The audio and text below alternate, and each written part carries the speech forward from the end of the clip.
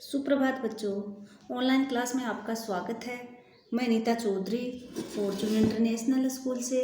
तो बच्चों, हमने हिंदी के 10 चैप्टर पढ़ लिए हैं। आज हम 10 चैप्टर के प्रश्नोत्तर करेंगे, जिसमें पहला प्रश्न है, कहानी में मोटे मोटे किस काम के हैं, किन के बारे में और क्यों कहा गया है।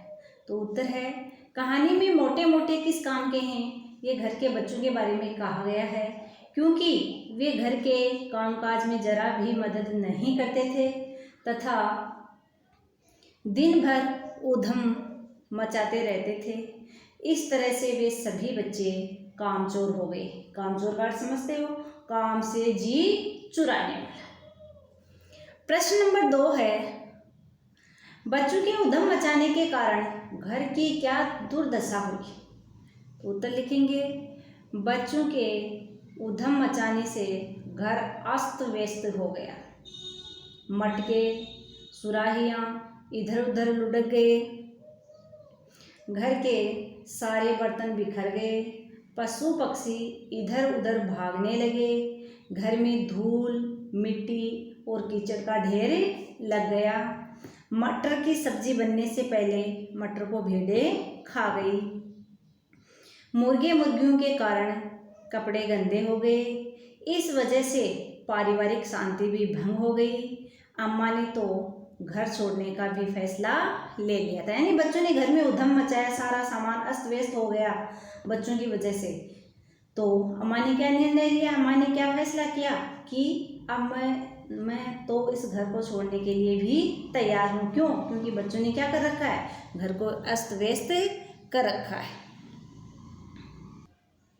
प्रश्न नंबर 3 है, या तो बच्चा राज कायम कर लो या मुझे ही रख लो। अम्मा ने कब कहा और इसका परिणाम क्या हुआ। तो उत्तर लिखेंगे, या तो बच्चा राज कायम कर लो या मुझे ही रख लो। ये शब्द अम्मा ने तब कहे जब बच्चों ने पूरे दिन घर के काम करके उधम ही मचा दिया। अम्मा ने निर्णय लिया, फैसला लिया कि अब वह मायके आगरा चली जाएगी। इसका परिणाम ये निकला कि अब्बा ने सभी बच्चों को हिदायत दी कि अब कोई भी घर के काम को हाथ नहीं लगाएगा। यदि किसी ने घर का काम किया तो उसे रात का खाना नहीं दिया जाएगा।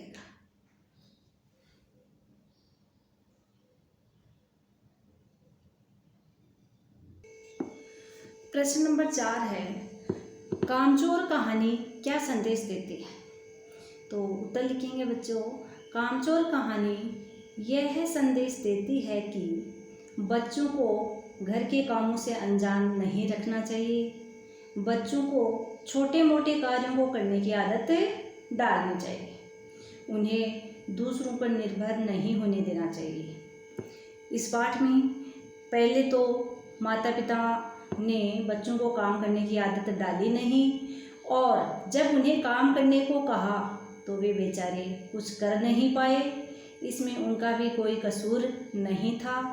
बच्चों ने अपनी ओर से तो कार्य करने की पूरी कोशिश की थी।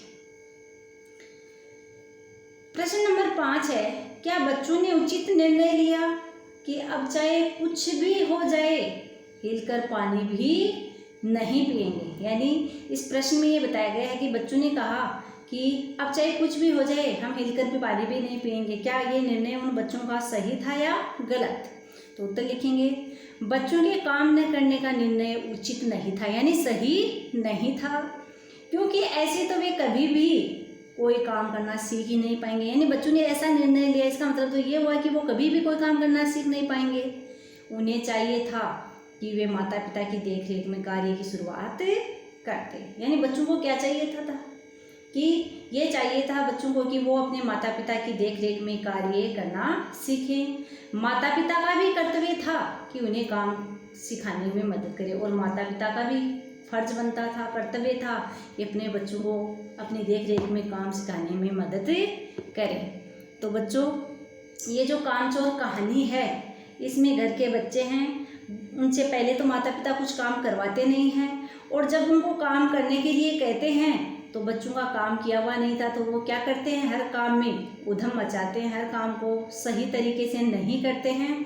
इसके कारण घर के जो उनके परिवार के बड़े लोग हैं, उन बच्चों का काम देख कर उनको उन पर गुस्सा आ जाता है और वो बच्चों को ये हिदायत देते हैं कि अच्छे से काम नहीं करोगे या आज के बाद जिन्होंने भी इस काम के हाथ लगाया उनको रात का खाना नहीं मिलेगा, ये उनको हिदायत दी जाती है।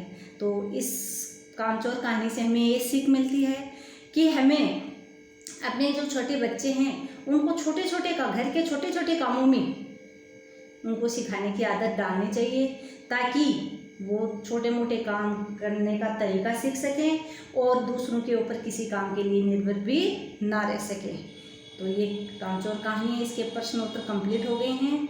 आपको ये प्रश्नोत्तर फेयर नोटबुक में भी करने हैं और इनको याद भी करना है। धन्यवाद।